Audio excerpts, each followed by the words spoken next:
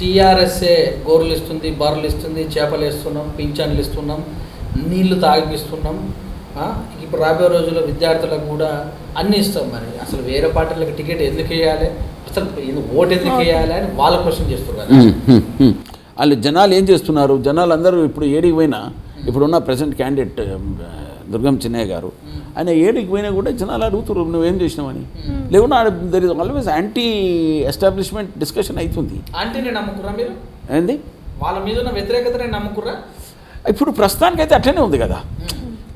ఏది ఏమున్నా కానీ వ్యతిరేకం అనేది ఎట్లా వస్తుంది జనాలలా? మనిషి పని చేస్తే ఆటోమేటిక్గా దాని గురించి డిస్కస్ చేస్తారు, పని చేయకుంటే పని చేయలేదంటారు. ఇది జనాభా పల్సు ఎవరు రీడ్ చేయలేరు. జనాలు ఏది చెప్పినా, ఏ ఆలోచన ఉన్నా ఒక ఆశ మీదకెళ్ళి ఎవరైనా ఎలక్షన్ కొట్లాడతారు. అప్పటికి జనాల మీద ఒక ఆశ పెట్టుకొని ఉన్నా.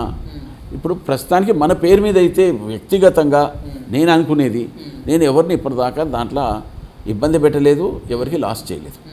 అదొక నేమ్ని కాపాడుకుంటూ పోతున్నాము, కష్టపడతాము. జనాలకు చేసే సేవల గురించి వాళ్ళకు పోయిందంటే ఒక ఆశ పెట్టినాం.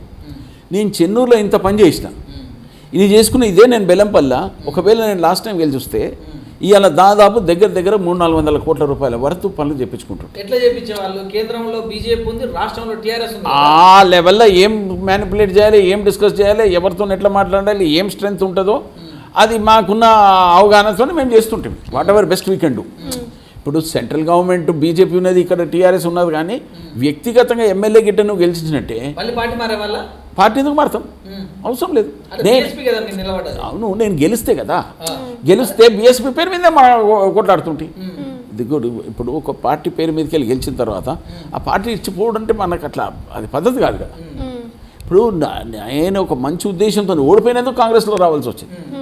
దాని తర్వాత అప్పటికి కూడా ఉత్తమ్ కుమార్ రెడ్డి గారు, కుంతియా గారు ఫోన్ చేసి నాన్నగారి పేరు తీసుకున్న తర్వాత హైకమాండ్ నుంచి కూడా చాలా పెద్ద ఎత్తున పిలుపు వచ్చింది.